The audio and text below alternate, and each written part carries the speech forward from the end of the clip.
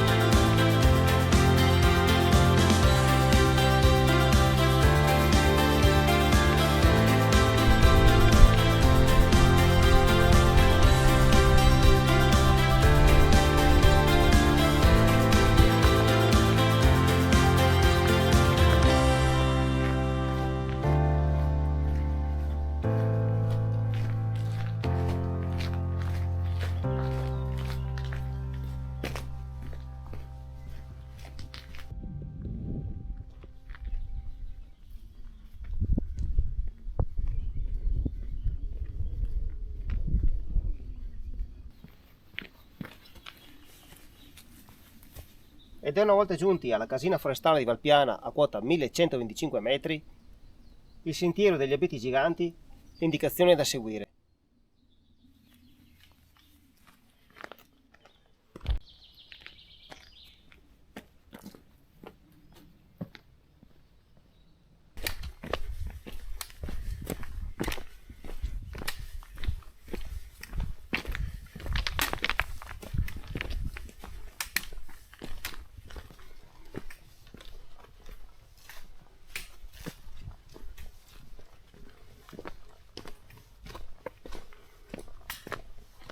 Si giunge quindi a questo bivio e le alternative sono due: o scegliere l'anello lungo o scegliere l'anello corto. Noi scegliamo l'anello lungo.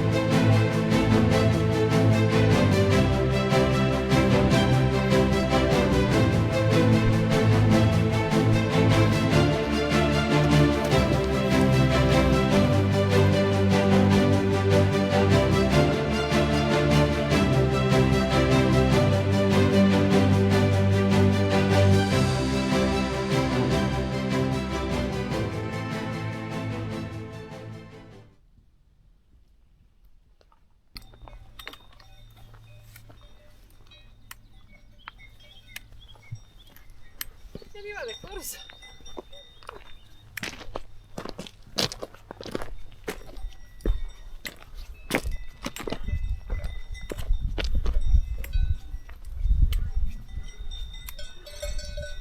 Ad arrivare se devi sapere.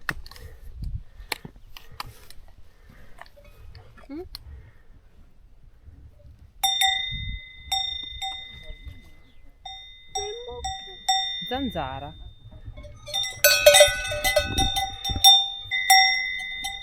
Mi pare che le mosche da fastidio. Martina questa. Dolly. Questa non è Natalie.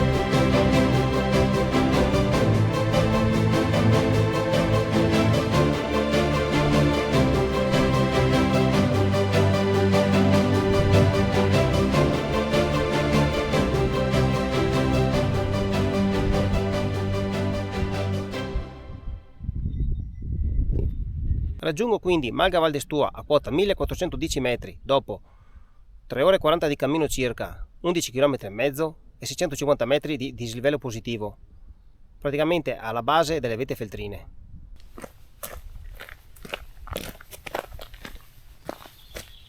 Malga Val d'Estua rappresenta il giro di boa dell'escursione di oggi.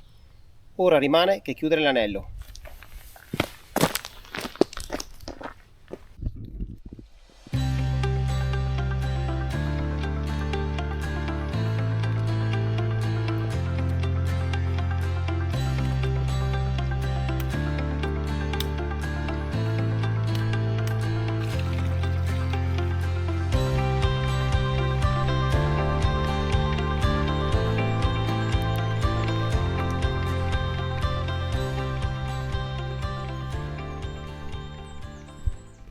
Giunti a questo bivio, abbandoniamo il sentiero degli abeti giganti e proseguiamo seguendo le indicazioni per Imer e Mezzano.